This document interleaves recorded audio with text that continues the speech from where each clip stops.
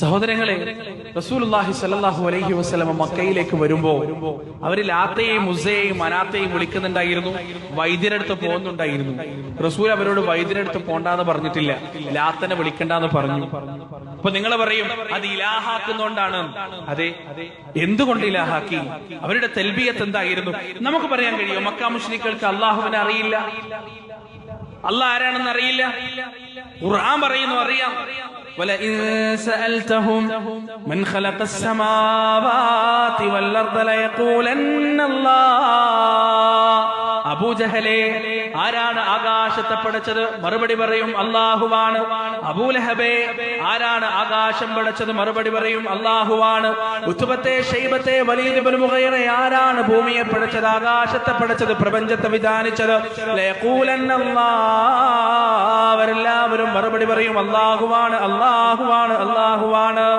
പിന്നെന്തിനാണോ ലാത്തയെ വിളിക്കുന്നത്? പിന്നെന്തിനാണോ ഉസ്സയെ വിളിക്കുന്നത്, മനാത്തയെ വിളിക്കുന്നത്? അതാ കിടക്കുന്നു സൂറത്തു സുമറിൽ അതിന്റെ മറുപടി. ഇല്ലാ ലിയുഖർരിബൂനാ ഇലല്ലാഹി സുൽഫാ. മൊയ്‌ദി ശൈഖിനെ വിളിക്കുന്നവരെ, മമ്പറത്ത് തങ്ങളെ വിളിക്കുന്നവരെ, അജ്മീറിലെ ഖോജയെ വിളിക്കുന്നവരെ, ഉള്ളാളത്ത് തങ്ങളെ വിളിക്കുന്നവരെ, നിങ്ങൾ പറയുന്ന ന്യായം എന്താണെന്ന് നിങ്ങൾക്ക് ഓർമ്മയുണ്ടോ? ഞങ്ങൾ മൊയ്‌ദി ശൈഖിനെ വിളിക്കുന്നത് അല്ലാഹ് തന്ന കഴിവിൽ നിന്ന് സഹായിക്കാനാണ്, അല്ലാഹുവിലേക്ക് അടുപ്പിക്കുവാൻ വേണ്ടിയാണ്, പടച്ച തമ്പുരാനിലേക്ക് അടുപ്പിക്കുവാൻ വേണ്ടിയാണ്. എന്നാൽ ഇതേ മറുപടി തന്നെയാണ് അബൂജഹലും അബൂലഹബും ഉത്ബത്തും ഷൈബത്തും പറഞ്ഞത്. അതാണ് അവരുടെ മറുപടി. ഇല്ലാ ലിയുഖർരിബൂനാ ഇലല്ലാഹി സുൽഫാ. അല്ലാഹുവിലേക്ക് ഒരു അടുപ്പിക്കുവാൻ വേണ്ടിയല്ലാതെ ഞങ്ങൾ അവരെ വിളിക്കുന്നില്ല. ഞങ്ങൾ ലാത്തയെ വിളിക്കുന്നത് അല്ലാഹുവിലേക്ക് അടുപ്പിക്കാനാണ്, ഞങ്ങൾ ഉസ്സയെ വിളിക്കുന്നത് അല്ലാഹുവിലേക്ക് അടുപ്പിക്കാനാണ്, ഞങ്ങൾ മനാത്തയെ വിളിക്കുന്നത് അല്ലാഹുവിലേക്ക് അടുപ്പിക്കാൻ വേണ്ടിയാണ്. ആരാണ് പറഞ്ഞത്? അബൂജഹലും ഉത്ബത്തും ഷൈബത്തുമാണ് പറഞ്ഞത്. സഹോദരങ്ങളെ, അല്ലാഹനെ കുറിച്ച് അവർക്കറിയില്ല എന്ന് പറയാൻ കഴിയുമോ? അബ്രഹത്തിന്റെ ആണപ്പട്ടാളം പരിശുദ്ധമായ കഅബ ശരീഫ് തകർക്കാൻ വന്നപ്പോ ആ കഅബാലയത്തിന്റെ കില്ല പിടിച്ചുകൊണ്ട് മക്കാ മുശ്രിക്കുകളുടെ നേതാവായ അബ്ദുൽ മുത്തലിബ് നടത്തിയ ഒരു പ്രാർത്ഥനയുണ്ട്.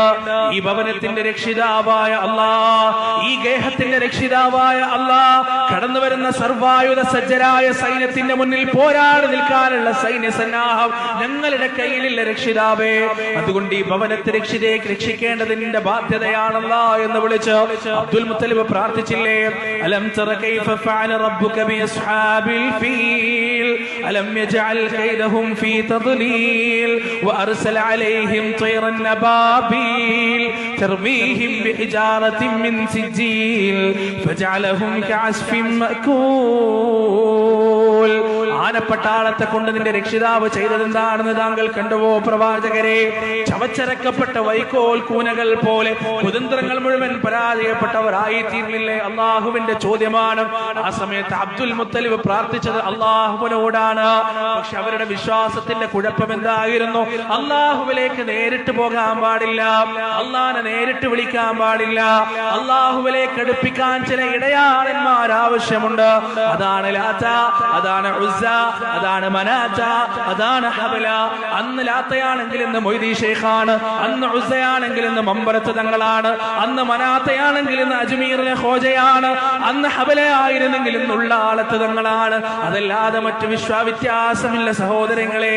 അവര് വിളിച്ചത് ലാത്തയാണ്, നമ്മൾ വിളിക്കുന്നത് മൊയ്‌ദി ശൈഖിനെയാണ്.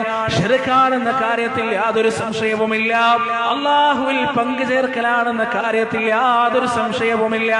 കാരണം ഈ ലാത്തക്കോ, ഈ ഉസ്സക്കോ, ഈ മനാത്തക്കോ, ഹബലക്കോ സ്വയം കഴിവുണ്ട് എന്ന് മക്കാ മുശ്രിക്കുകൾ വിശ്വസിച്ചിരുന്നില്ല.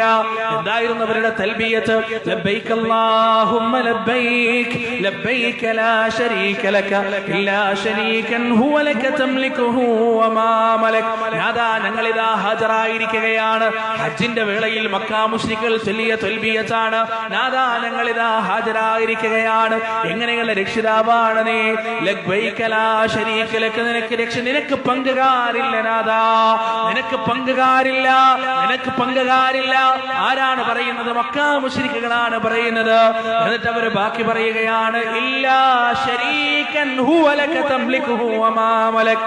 ഏത് തരത്തിലുള്ള പങ്കുകാരല്ലാതെ ആ പങ്കുകാരി നിന്റെ അധീനതയിലാണ്, ആ പങ്കുകാർക്കുള്ളതെല്ലാം നിന്റെ അധീനതയിലാണ്. ആ പങ്കുകാരുടെ കഴിവുകളെല്ലാം നിന്റെ കഴിവാണ്, നീ കൊടുത്ത കഴിവാണ്, നിന്റെ കീഴിലുള്ള കഴിവാണ്. ഇതാരാ പറഞ്ഞത്? മക്ക മുശ്രിക്കുകളാണ് പറഞ്ഞത്. എന്നിട്ടും അവരുടെ വിളി എന്തുകൊണ്ട് ശിർക്കായി? റസൂലുള്ളാഹി സ്വല്ലല്ലാഹു അലൈഹി വസല്ലമ ഷിർക്കാണെന്ന് പഠിപ്പിച്ചു തന്നുകൊണ്ട് ഷിർക്കായി. അതുകൊണ്ട് സഹോദരങ്ങളെ, ലാത്തയെ വിളിച്ചാൽ മാത്രമല്ല, മൊയ്തീൻ ശൈഖിനെ വിളിച്ചാലും ഷിർക്കാകും, മമ്പറത്ത് തങ്ങളെ വിളിച്ചാലും ഷിർക്കാകും.